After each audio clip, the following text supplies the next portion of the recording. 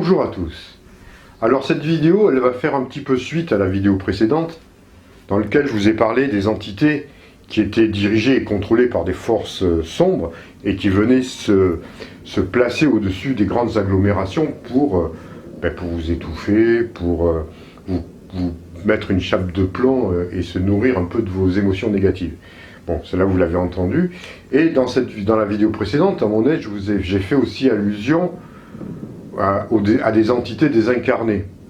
Et surtout ne pas faire l'amalgame, parce que ce n'était pas la même chose. Donc cette fois-ci, je vais vous parler effectivement de ce qu'on appelle communément un peu des phénomènes de hantise, qui peuvent arriver, somme toute, assez rarement, mais qui peuvent arriver tout de même. Alors c'est complètement différent évidemment du phénomène précédent, car là il s'agit d'entités désincarnées, humaines, la plupart du temps, qui viennent tout simplement, alors quand on dit hanter, c'est autre chose. Enfin, ils ne viennent pas vous hanter pour vous faire peur spécialement. Hein. C'est pas forcément qu'un jeu. La plupart du temps, ce sont des entités qui ont vécu dans ces lieux et qui n'ont pas fait de passage vers la lumière, hein, qui ne sont pas passés dans les mondes de l'après-vie. Donc, ils sont attachés soit à leur lieu d'habitation, soit même parfois à des meubles, c'est curieux, hein, à des objets qui leur ont appartenu, et dans lesquels ils ne veulent pas se séparer. Ils ne peuvent pas se séparer par l'attachement et la possession. Ce sont aussi des entités qui n'ont pas forcément conscience qu'ils sont morts. Ça arrive bien souvent. Pour manque de conscience, manque de connaissance du moment de leur vivant. Ils n'ont pas été préparés à la mort, ils ont eu beaucoup d'attachement et ils sont restés dans leur maison. Donc effectivement, ça, ce sont les phénomènes, on va dire, les plus communs, on va dire, que l'on peut retrouver dans des habitations. Donc on va travailler déjà, on va un peu essayer d'élaborer, de comprendre un peu ce qui se passe à ce moment-là et qu'est-ce que l'on peut faire quand on est confronté à ce genre de phénomène. Alors, bien souvent, c'est vrai que ça a lieu dans des maisons qui sont plus ou moins anciennes, parce qu'il y a beaucoup de vécu, il s'est passé plein de choses, mais ça peut être aussi dans des résidences assez récentes. Tout dépend de l'événement qui s'est passé. Donc si un jour vous arrivez dans une maison et que vous venez d'acheter ou de louer et qu'il se passe ce genre de phénomène, donc déjà je pense que dans un premier temps c'est se renseigner sur l'historique de cet appartement ou de cette maison, savoir un peu qui a vécu là, qu'est-ce qui s'est passé, s'il y a eu des morts, voilà. Déjà vous aurez déjà des bases, des renseignements, et si effectivement vous verrez qu'il y a une personne qui est décédée dans cette maison, qui s'est peut-être suicidée ou autre, bon, déjà, ça va franchement vous orienter. Donc, en général, quel genre de phénomène il se passe? Alors, dans le cas où la personne est attachée à son appartement et ne veut pas d'intrus, elle va tout faire pour vous chasser. Donc, elle va provoquer des phénomènes un peu violents, hein, pour vous faire comprendre que vous êtes pour elle, vous êtes chez elle. En tout cas, vous êtes dans sa maison et pour vous, vous êtes des intrus. Donc elle va tout faire pour vous chasser, vous provoquer des phénomènes qui seraient susceptibles de vous faire un peu peur. Mais il y a aussi, ils peuvent aussi ne pas supporter qu'il y ait des changements, des travaux qui se font. Parce que, d'autant plus, ça leur plaît pas. Ils sont chez eux, ils voient, tiens, quelqu'un est en train de me casser le mur, il refait la peinture, mais qu'est-ce qu'ils font? Dans ces cas-là, ils vont tout faire ils vont vous détruire les travaux que vous venez d'effectuer. Donc c'est tout des petits phénomènes de ce style qui peuvent être, pour une personne qui n'est pas habituée, assez dérangeants. Donc dans ce cas-là, il va falloir essayer de communiquer avec la personne. Ça ne va pas forcément être facile parce qu'il faut qu'elle prenne conscience effectivement de ce qui se passe. Alors, il y a plusieurs protocoles. Hein.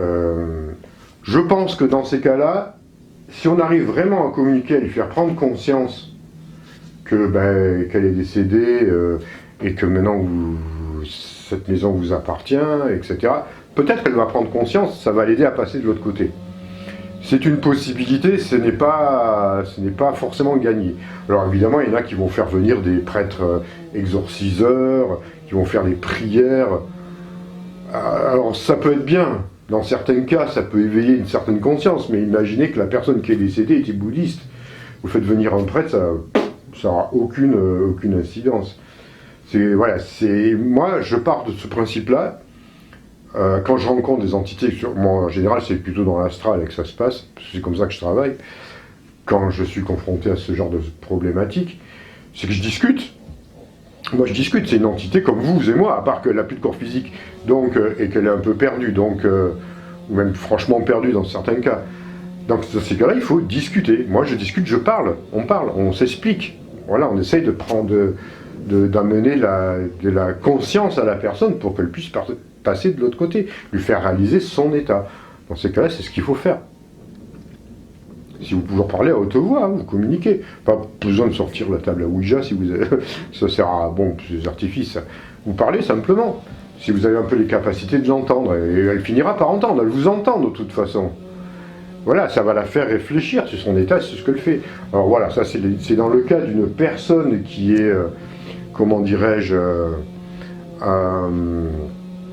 confrontée à... Enfin, qui n'a pas réalisé le fait qu'elle était décédée et qu'elle est attachée à sa maison. Donc ça peut être aussi, comme je vous dis, sur des meubles ou des choses de ce style-là. Hein. Dans ces cas-là, c'est pareil, vous discutez.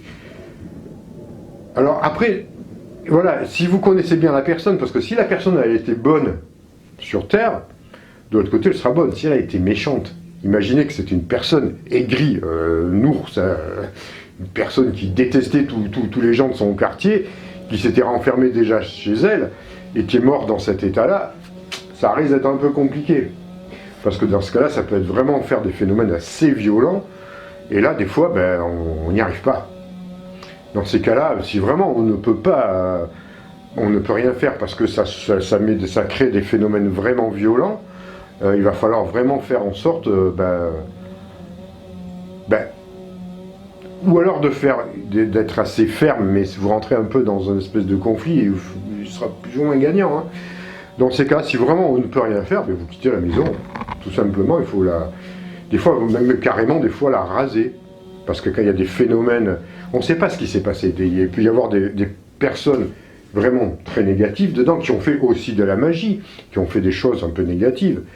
Dans ces cas-là, quand c'est profondément hanté, voilà, on parle vraiment de phénomène de hantise, c'est-à-dire que ce n'est pas une personne seulement qui défend son ancien bien ou son ancien lieu, mais qu'il y a aussi, en plus de ça, des entités qui ont été générées par des pratiques louches, de magie, de sorcellerie, ou peu importe, et que la maison est vraiment, vraiment négative, très négative dans ces cas-là, soit, dans ces cas-là, vous faites appel à un exorciseur très puissant, et il n'y en a pas beaucoup, qui est capable de faire ça, il n'y en a pas beaucoup, hein, parce que là, c'est vraiment purifié au niveau de force, on va dire quelque part un peu démoniaque, et là c'est quand même costaud.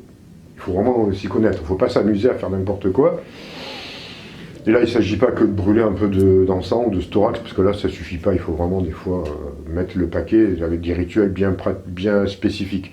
Mais si dans ces cas-là, vous n'avez pas accès, vous n'avez pas de personnes qui peuvent faire ça, dans ces cas-là, le mieux, c'est de quitter la maison, tout simplement, et de la détruire, la raser. Si elle est vraiment rasée, et que...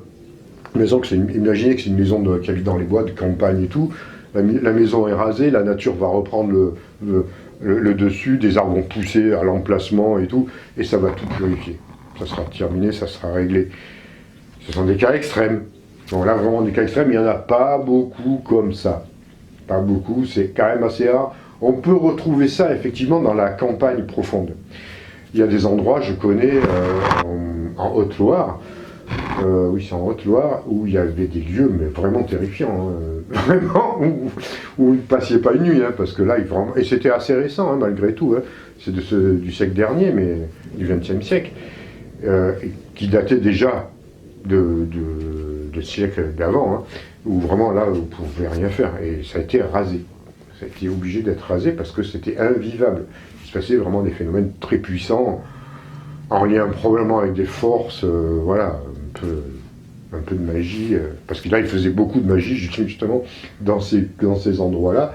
Donc cet endroit-là existe encore, il est rasé, mais il y a eu encore récemment des phénomènes, enfin, avant qu'il soit totalement rasé, il y avait encore des phénomènes très très puissants qui faisaient en sorte que vraiment c'était invivable. Bon, mais ça, ça arrive, hein, ça fait partie de... Voilà. Vous savez, dans les campagnes profondes, que ce soit en France ou à l'étranger, moi je connais plus la France, il n'y a pas si longtemps que ça, et je pense que ça se perpétue encore dans certains villages, des pratiques occultes assez puissantes qui sont transmises de génération en génération. Là, c'est pas des trucs de pacotille où on dit... où on se dit, voilà, j'ai ma petite voisine ou mon petit voisin qui me fait de la magie, puis en fait, c'est simplement comment on appelle ça, des blocages, des entraves hein, qui se jettent, qui se créent même pas consciemment forcément, parce que des gens qui sont capables vraiment de faire des pratiques comme ça, il y en a très peu. Très peu. En tout cas en France, voilà. Donc des fois aussi, par rapport à ce niveau-là, il faut un peu calmer les choses et voir les choses un peu avec l'objectivité. Donc voilà, dans ces cas-là, il n'y a pas 36 solutions, hein, malheureusement, quand ça vous arrive. Sinon, il se peut aussi qu'une maison soit en proie à des phénomènes par des entités qui vous demandent de l'aide. Là, c'est autre chose. C'est pas forcément de la hantise hantée pour vous faire partir. Vous le sentirez, de toute façon, si vous avez cette capacité, vous comprendrez bien, déjà, de par le fait que vous avez enquêté avant, si par exemple dans une maison ou un appartement, il n'y a pas eu d'historique, c'est-à-dire qu'il n'y a pas eu de personne décédée, il n'y a pas eu de choses comme ça, mais qu'il se passe malgré tout des phénomènes, alors il peut y avoir deux niveaux d'analyse pour pouvoir comprendre ce qui se passe. Soit il y a réellement une entité qui cherche de l'aide. Alors pourquoi cette entité, venue de on ne sait où, cherche de l'aide? Parce qu'elle est perdue, elle est entre deux mondes, elle n'a pas trouvé la lumière. Tout simplement parce que peut-être que dans la famille, il y a une personne qui est sensitive, qui est médium, qui a des capacités, et qui a été repérée par ces entités-là. Les entités, quand il y a des personnes qui ont des capacités à voir et à percevoir les plans subtils, elles sont perçues par les êtres désincarnés qui sont perdus, par les âmes perdues. Parce que ça fait un peu comme une lumière dans leur obscurité. Donc ils sont un peu attirés comme des petits papillons la nuit autour d'une lampe. Donc ils vont venir tourner autour et ils vont demander à chercher de l'aide parce qu'elle le sait, elle va sentir que la personne la voit, la capte. Donc elle va demander de l'aide, aide-moi, je suis là, je suis perdu. Donc ça peut se passer comme ça. Ça c'est à voir, c'est à analyser dans la famille s'il n'y a pas une personne qui a cette capacité-là. En général, il y a une personne qui a cette capacité. Donc dans ces cas-là, ce sera un peu le rôle de cette personne d'essayer d'entrer en contact avec, d'entrer en contact et puis de la guider vers comprendre ce qu'elle veut. Et en général, c'est qu'elle a besoin d'éclaircissement et puis la guider vers le passage sur les mondes de l'après-vie, vers la lumière. Donc ça, c'est réalisable. Ça, vous verrez, ça peut se passer. Alors, c'est pas, comme je vous dis, c'est pas un phénomène de... Ça peut ressembler à un phénomène hantise parce qu'elle va provoquer des phénomènes pour se faire remarquer. Ça, c'est certain. Elle va déplacer des objets, elle va faire tomber des trucs, voilà. Elle peut même se montrer, je veux dire, visuellement à la personne si elle est clairvoyante. Elle peut densifier son corps astral pour qu'on puisse la voir. Donc dans ces cas-là, il ne faut pas en avoir peur, il faut discuter avec. C'est-à-dire que de toute façon, il n'y a pas de hasard. Hein. Si une personne a cette capacité-là, c'est peut-être aussi qu'elle a quelque part dans son chemin de vie un besoin ou le devoir peut-être de guider certaines âmes. Ça a été choisi sûrement dans son incarnation, donc il ne faut pas le fuir, il faut l'accepter. En tout cas, non pas le subir, parce que aussi il y a des fois, il faut être capable de dire non, parce qu'on ne va pas se faire solliciter par toutes les entités possibles et inimaginables, sinon ça devient invivable. Donc il y a aussi la capacité, à un moment donné, de dire stop, ça suffit, il y en a d'autres, il n'y a pas que moi. Donc là, il faut un peu de fermeté et et d'être clair et net dans ce que l'on souhaite. Ça, c'est à vous à gérer, vous saurez très bien le faire. Moi, personnellement, ça m'est arrivé. Bon, ça m'arrive, comme je dis, c'est plus dans l'astral que sur Terre, bien que sur Terre, j'en capte aussi. C'est pas tous les jours, mais il y en a. Mais bon, quand moi c'est non, c'est non. Quand c'est oui, mais quand c'est non, il le capte de suite. Parce que je ne veux pas non plus me laisser envahir par des âmes perdues, parce qu'il y en a vraiment énormément. Alors, au niveau des âmes perdues, les âmes qui errantent, on va dire, entre deux mondes, il ne s'agit pas, en tout cas pour ma part, c'est comme ça que je conçois les choses, il ne s'agit pas de prendre une âme, de créer un vortex et de l'envoyer dedans. Ça c'est n'importe quoi, ça ne marche pas du tout comme ça, ce n'est pas comme ça que ça fonctionne. On n'est pas interventionniste, on discute. Imaginez que vous êtes sur un plan terrestre, vous n'allez pas prendre quelqu'un de force et l'envoyer je ne sais où parce qu'il n'a pas compris. Non, on discute avant. On discute. C'est lui-même qui va trouver, qui va créer le passage, qui va susciter le passage, qui va ouvrir la porte. Et pour ça, le rôle du passeur d'âme, entre guillemets, c'est de redonner la conscience, redonner la clarté d'esprit à cette entité pour qu'elle réalise son état et que d'elle-même, elle fasse ce passage-là. En aucun cas, vous allez créer un vortex pour lui. Parce que si lui, il n'est pas prêt, le vortex, il n'ira pas dedans. Il ne passera pas. Il n'ira pas. Donc on n'est pas comme ça. Un véritable passeur d'âme aide la personne à prendre conscience de son état. Et du moment où l'entité a pris conscience de son état, qu'elle a réalisé qu'elle était perdue à un moment donné entre deux mondes et qu'en fait il y a quelque chose d'autre qui l'attend, elle va faire son passage. Et c'est ça le rôle du passeur d'âme. Uniquement ça. Il ne s'agit pas d'arriver, comme je l'entends bien souvent, on va dans des endroits et on dégage les personnes. Hop, on les prend, on les dégage. Ça n'a aucun sens. On ne dégage personne et rien. La personne qui va faire ces choses-là, elle va simplement... C'est comme si vous prenez une personne, vous la poussez dans un endroit, bon, elle va aller ailleurs, mais elle reviendra, c'est rien. Vous aurez le sentiment qu'elle n'est plus là, vous l'avez simplement projetée peut-être dans une autre pièce ou un autre endroit, où vous dégagez un peu de son espace spatio-temporel, vous ne l'avez pas envoyé ailleurs. Ça, c'est n'importe quoi. On n'est pas des dégageurs, on ne fait pas des dégagements. En tout cas, pour ma part, ça n'a aucun sens. Il faut voir les choses telles qu'elles sont. Les choses telles qu'elles sont, c'est qu'en face, vous avez une entité qui est simplement désincarnée, qui est perdue. Donc, qu'est-ce qu'on fait dans ces cas-là? On parle et on discute avec. On l'amène. Moi, c'est comme ça que je procède dans l'astral.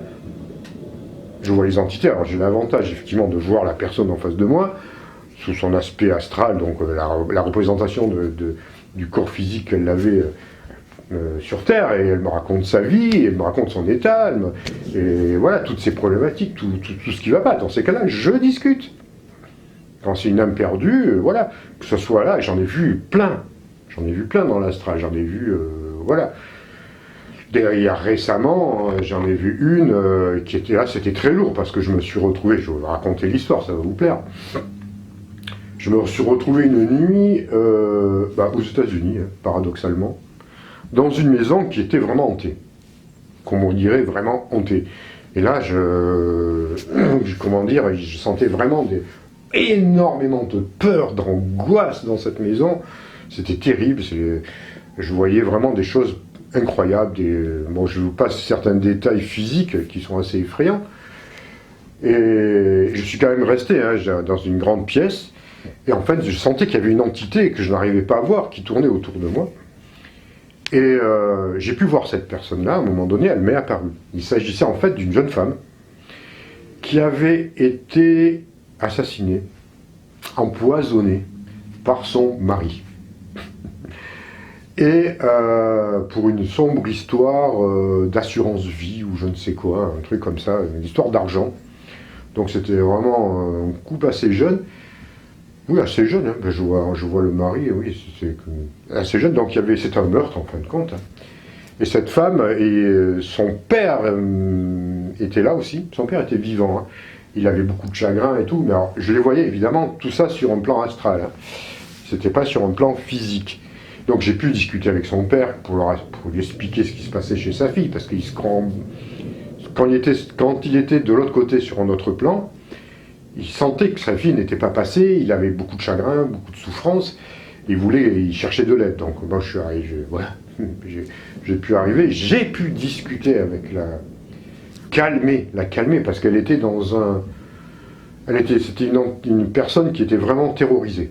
Elle ne savait pas où elle était, elle ne trouvait pas de sortie, elle demandait de l'aide, elle essayait de se manifester dans cette maison pour qu'on puisse l'aider, quoi, pour qu'on puisse vraiment la guider, mais elle ne savait pas quoi faire, elle était très paniquée.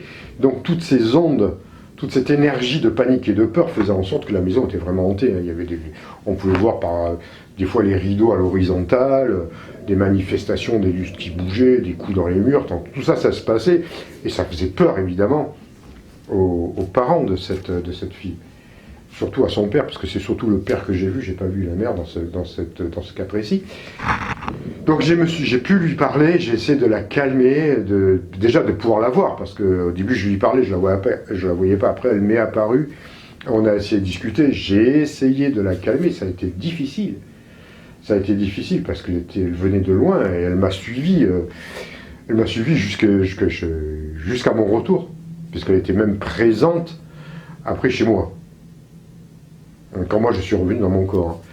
Et j'ai continué à lui parler jusqu'à ce qu'elle quitte un peu quand même cet état-là et qu'elle puisse aller vers la lumière. Alors je suppose qu'elle y a été au bout d'un moment quand elle a fini par se calmer, parce que du moment où elle m'a vu, qu'elle a pu discuter avec moi, qu'on a pu établir un dialogue, elle ne m'a pas lâché.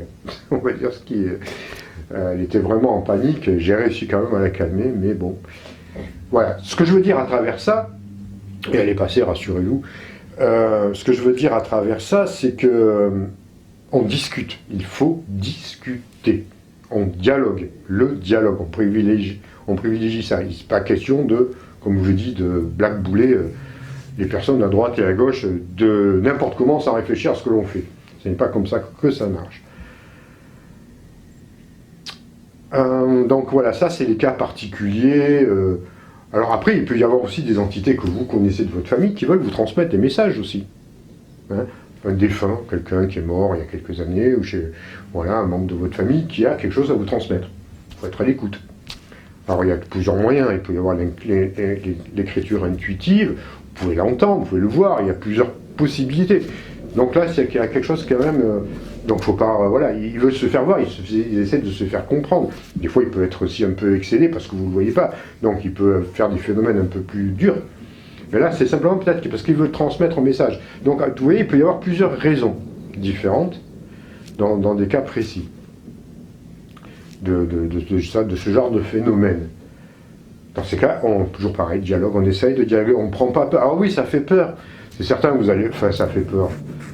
Oui, pour ceux qui ne sont pas habitués, parce que vous allez voir des phénomènes incongrus, du genre des coups dans les murs, des objets qui se déplacent, des choses, voilà, plein de trucs de ce style-là, mais bon, si vous voyez la personne en train de bouger le truc, vous aurez moins peur, quoi. Donc bon, puis on s'y habitue à ce genre de phénomène, à la longue. Après, il faut écouter, il ne faut pas les nier, il ne faut pas le refouler, il ne faut pas, voilà. On s'y habitue et enfin, on prend acte et on essaye de comprendre ce qui veut être dit à travers ça. Donc ça demande quand même beaucoup de discernement, savoir quelles entités veulent nous parler, quel est le message, est-ce que c'est de la hantise pure et simple parce qu'une personne est dans ta maison et elle veut vous dégager, est-ce qu'il y a eu de la magie ou est-ce que simplement des défunts qui veulent vous parler, votre famille, ou alors c'est des âmes perdues. Ça fait beaucoup de choses. Et il peut aussi y avoir, alors là c'est autre chose, mais c'est aussi une forme de communication, il peut y avoir des esprits de la nature. Ça c'est pas improbable. Qui peuvent utiliser à peu près le même genre d'artifice. À part que c'est plus dans un sens un peu plus blagueur, on va dire. Hein. Les esprits de la nature vont faire des blagues, parfois un peu lourdes. Ça c'est toujours des choses comme ça, c'est-à-dire qu'ils vont vous faire disparaître les clés de votre voiture quand au moment où vous voulez partir parce que vous êtes pressé. Voilà, ils vont des objets qui disparaissent, qui réapparaissent, renverser des trucs par terre, enfin des trucs un peu des blagues un peu... c'est des blagues, bon, c'est de leur humour. Ils peuvent vous parler, ça ils vous parlent, hein. Souvent ils vous appellent par votre prénom, ils essayent d'attirer leur attention parce qu'en général c'est pas pour rien, c'est pas simplement pour blaguer. Il y a le fait de blaguer aussi parce que ce sont des joueurs, ils adorent jouer. J'en ai eu plein chez moi, des esprits de la nature, faut pas croire. C'est vrai qu'à un moment donné ça a été un peu lourd pour moi parce que c'était tous les temps, jour et nuit. Et je savais pourquoi ils voulaient communiquer avec moi, mais à un moment donné quand même, j'ai dû leur dire stop un peu fermement parce que c'était un peu trop lourd. Voilà, des fois on a envie d'être tranquille et quand ça parle, ça chuchote, ça joue, ça rigole dans tous les coins. Bon, c'est pas méchant, mais vous savez, c'est un peu comme des enfants quelque part, même s'ils sont beaucoup plus évolués. Ils jouent un peu comme des enfants, mais quand vous avez des enfants qui sont un peu trop perturbants, au bout d'un moment, des fois vous perdez un peu patience. Bon, moi c'est ce qui m'est arrivé à un moment donné. Mais voilà, dans ces cas-là, si vous avez des esprits de la nature qui vous parlent, on les entend parler, les esprits de la nature, quand ils vous parlent, ils parlent très vite, on ne comprend rien. Oui, ils parlent, on comprend rien. Dans ces cas-là, vous leur dites de parler un peu plus lentement pour pouvoir comprendre le message. En général, c'est qu'ils veulent vous transmettre quelque chose, ils veulent travailler avec vous sur un plan, partager quelque chose. Ça arrive. Bon, dans certains cas, ça peut être surtout en lien avec la nature. Hein. Ça peut le faire. Et ne croyez pas forcément qu'il faut habiter la campagne ou les bois pour avoir des esprits de la nature. Il y en a dans les parcs, les jardins, dans les villes. Il peut y avoir même dans certaines résidences. Ils sont à peu près partout. Donc ça peut être ça aussi. C'est quand même un peu plus rare, mais c'est pas plus rare en fin de compte que d'être hanté par tonton ou tata qui revient de l'au-delà. Donc voilà ce qui peut se passer dans tout ce genre de phénomène qui, effectivement, comme vous pouvez le constater, n'a rien à voir avec la vidéo précédente où il y a ces entités démoniaques qui sont là pour, contrôlées par les forces reptiliennes, qui sont là vraiment dans un but de vous maintenir dans un état de confusion. Là, c'est pas le cas. C'est pas le cas, vous avez bien vu la différence. Donc ça sera à vous, si ça vous arrive, de travailler. Alors vous pouvez faire des prières, chacun un peu à son truc. Mais n'oubliez pas de discuter avec, parce que c'est bien de faire une prière à Jésus-Marie, peu importe. Oui, mais enfin bon. Et l'autre, la personne de l'autre côté, elle espère plus un dialogue, elle espère plus quelque chose. Donc, moi je pense qu'il faut dialoguer. Comme tout, on dialogue, on se concerte, et vous verrez, ça marche. Alors si vous faites des sorties hors du corps, c'est l'idéal. Dans ces cas-là, vous allez dans votre chambre, vous allez vous reposer, vous détendez, vous faites la pratique de décorporation comme je vous l'enseigne dans ma formation en ligne, que vous pouvez retrouver dans la description, pour ceux qui s'intéressent. Et dans ces cas-là, vous irez dans la salle et puis vraiment vous discutez avec. Hein. Franchement, c'est bien. Alors, des fois, c'est vrai qu'il y a des entités pas cool. Ça m'est arrivé, parce que, il y a des personnes sur Terre qui sont dans la haine, dans la colère, dans la méchanceté. Il y a des criminels aussi. Alors, quand vous tombez sur ce genre de personnes, là, n'insistez pas. Hein. Ça m'est arrivé une fois, effectivement, de tomber sur quelqu'un de violent, dans l'astral, et même parfois aussi en lecture Torah. Enfin, pas sur la personne, mais des entités qui venaient s'inviter, entre guillemets, à travers des lectures Torah, des trucs vraiment agressifs, ça m'est déjà arrivé, sur Terre et dans l'astral. Bon, alors, dans ces cas-là, il faut être assez puissant, vous verrez, c'est autre chose. C'est assez rare, mais ça peut arriver. Bon, ces cas-là, on ne discute pas trop. Là, paradoxalement, la discussion, des fois, elle est impossible. Parce que ce sont des entités qui sont prises dans des colères, dans des haines. Dans ces cas-là, vous montez votre vibration, puis vous changez vous changez d'énergie, vous partez. Il faut éviter ça, parce que bon, je vous dis, on évite, hein, on ne va pas rentrer à la confrontation, on ne va pas partir en guerre contre des entités un peu détraquées, malheureusement. Ça peut arriver. Voilà, donc je pense que c'était quand même intéressant, j'espère que ça vous a intéressé d'ailleurs, qu'on parle un peu de ce phénomène. Alors après, il y a effectivement, ce qui me fait un peu rire quand je regarde ces genres d'émissions qu'on voit des fois sur YouTube ou même à la télé, où il y a les fameux chasseurs de fantômes qui arrivent avec tout un tas d'appareillages, et en fin de compte, on ne sait même pas ce qu'ils cherchent, on ne sait même pas ce qu'ils veulent là-dedans. Dans ce genre d'émission, parce qu'ils veulent des preuves apparemment. Bon, pourquoi pas. On peut y en avoir. Et après, ils essaient de communiquer et il se passe rien, quoi. Enfin, j'ai du mal à comprendre un peu le but, ne serait-ce un peu le but un peu spectaculaire pour faire peut-être un peu des émissions ou nourrir un peu ses peurs ou son mystère, mais enfin, en tout cas, l'approche est dans la plupart des émissions, non, ben, l'approche est infantile. C'est vraiment, c'est pas comme ça qu'on doit procéder. C'est pas comme ça. Je pense que du moment où ils ont capté quelque chose sur leur appareil, ils sont contents. Et puis l'entité, ils s'en foutent. Ils s'en foutent. Ils veulent savoir un peu ce qui se passe, mais ils la laissent. Donc, puis je pense que même vu de l'autre côté, de toute façon, quand vous voyez ça, s'il y a une entité qui est réellement dans la maison, et qu'elle voit des gens débarquer avec tout un tas d'appareillages, genre soit elle va essayer de communiquer un peu, mais au bout d'un moment, elle va voir qu'en fait, ils ne sont pas intéressés. Elle va bien se rendre compte que ce qu'ils cherchent, c'est de capter des choses, d'enregistrer des choses, puis après de repartir et de le montrer. Donc, aucun intérêt pour ce genre d'entité. Donc c'est pour ça que les trois quarts du temps, ils se manifestent même pas, ils s'en foutent. Ou alors, tout dépend aussi des entités qu'il y a à l'intérieur. Mais la plupart du temps, enfin, c'est pas du tout comme ça qu'il faut procéder, quoi. Ça, c'est vraiment du...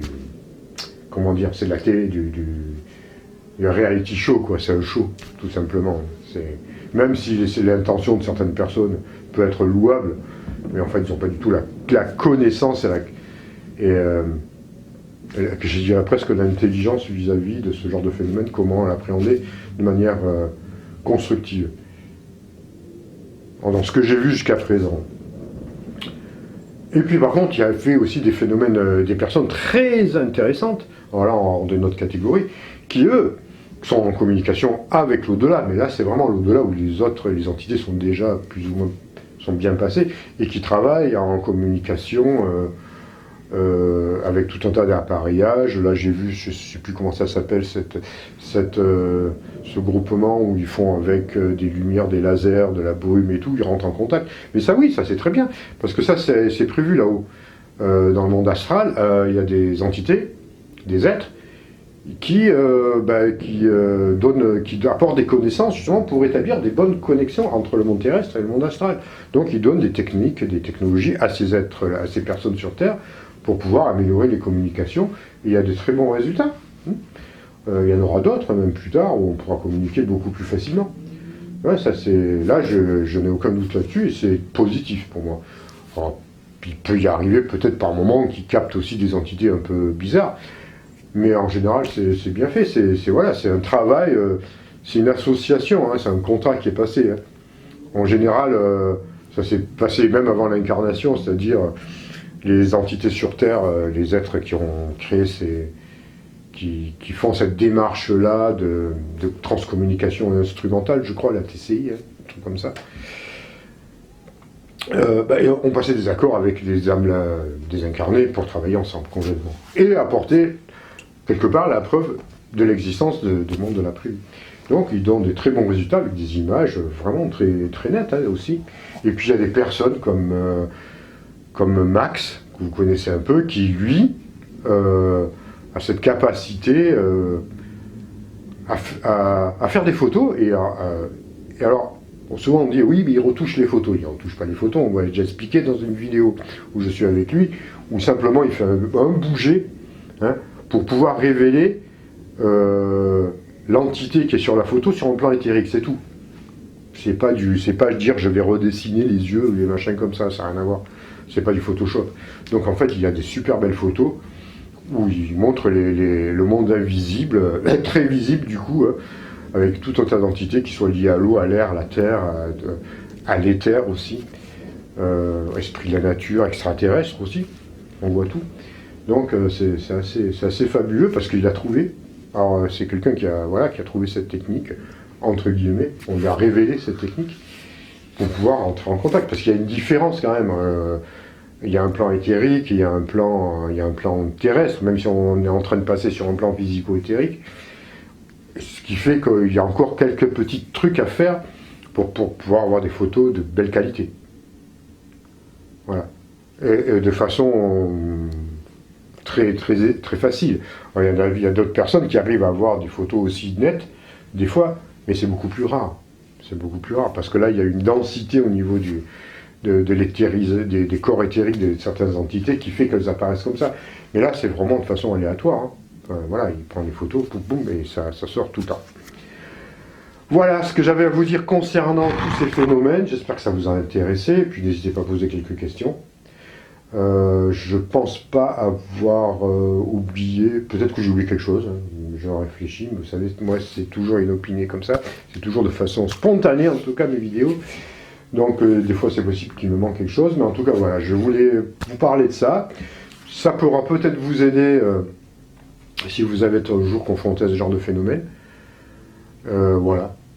Je pense que ça vous a donné quelques clés. Si vous avez aimé cette vidéo, n'hésitez pas à la partager sur Facebook, sur tout ce que vous voulez. Je ne sais pas si vous avez entendu, mais il y a des petits bruits chez moi à l'instant même.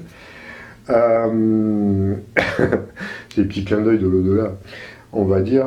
Et à liker la vidéo, mettre le pouce bleu, et puis si vous n'êtes pas encore abonné, à vous abonner, évidemment. Et puis moi je vous retrouve une prochaine fois pour quelque chose d'entièrement nouveau, on ne sait pas, on verra. Allez, passez une bonne journée, à très bientôt.